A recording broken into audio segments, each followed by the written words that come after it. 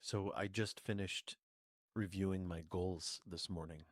You've probably heard that a good practice is for you to review your goals a couple of times a day. Yeah, sure. I think that's great.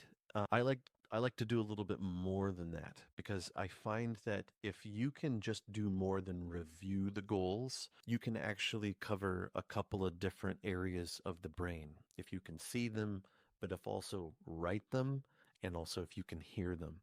I like to use a little notebook. This is a little something I picked up on Amazon. It's got a nice little pen to it, and it's something that just fits in my back pocket. What I'll do is I will open up my notebook and I will write my goals. I actually have four that I'm focused on right now, and these are my medium set goals. These are not my lofty pie in the sky, retire on an island somewhere someday goals. These are the things that I'm working towards that I hope to achieve in the next few months.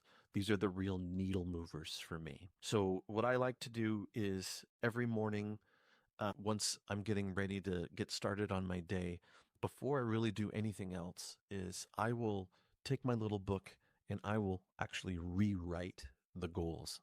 It's the same goals over and over again, but I will rewrite them. And I find that by writing them, it forces me to slow down because I'm not using my phone. I'm not just typing, I'm not just voice texting. I'm actually writing them out with ink and paper. What this does is it forces a certain part of your brain for language and processing, and it also slows it down, as I said. And so it really helps stick with you. I do this again after lunch. Before I'm getting ready to go back to my routine after lunch, again, I'll pop out the little notebook. I actually have it sitting right here in front of my computer, and I'll just again rewrite the four goals that I have. And then whenever I get home and I take the notebook with me, it always is in my back pocket if it's not sitting here on my desk.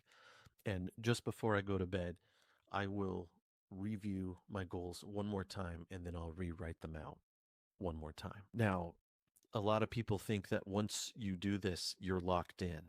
Sometimes your goals change, and that is 100% perfectly okay. Maybe as time goes on, you realize that you need to slightly adjust your goal. That's normal. When you're driving down the street, you don't just perfectly hold your steering wheel in place.